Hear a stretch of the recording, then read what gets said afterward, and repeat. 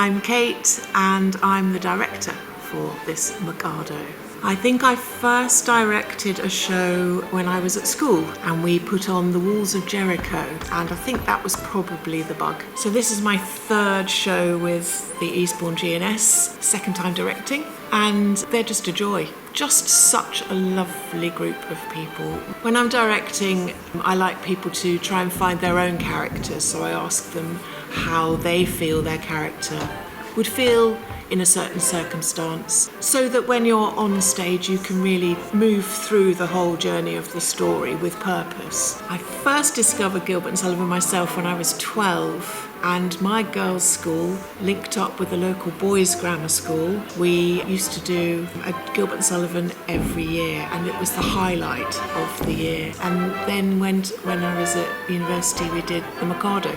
Funnily enough, the music is so accessible and it's so beautifully written that if you're ever in one, it stays with you forever. I think that Gilbert and Sullivan has lasted so long and can still be so relevant because of Gilbert's writing, because he was terribly funny and quite irreverent, but very, very aware of the human condition and human frailty, and he brings that into every show brilliantly.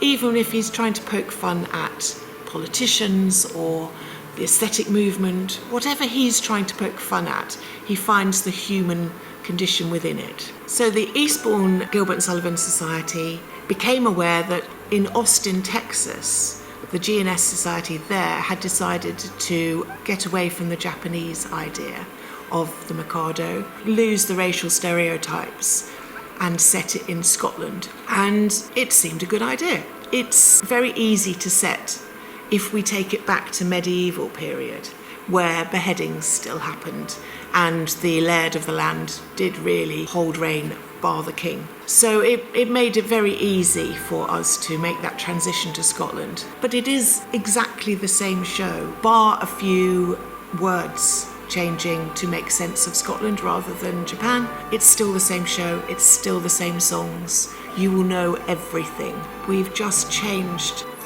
the landscape around it. If there are any purists out there who go, oh no, please don't put it in Scotland, please don't change it.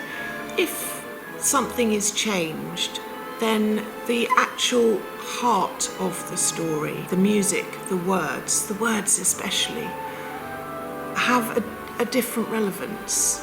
They perhaps become a little bit more alive because you're seeing them through a different lens. And if you're new to Gilbert and Sullivan, or you've never experienced a G&S, come, because they are so funny. They are wordy funny, they are musically funny. The story grabs you from the start, just takes you on this lovely journey.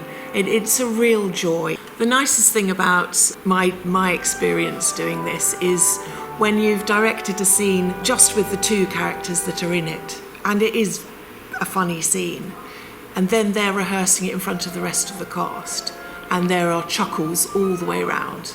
It's absolutely lovely. There are so many earworms in this show. I wake up every morning with something else going through my mind. This morning it was If That Be So, sing Derry Down Derry. Other times it's something completely different, The Sun Whose Rays, or I've got a little list. So we are performing at the Royal Hippodrome Theatre in Eastbourne from the 22nd to the 24th of May, and you can book tickets online or in person at the box office here.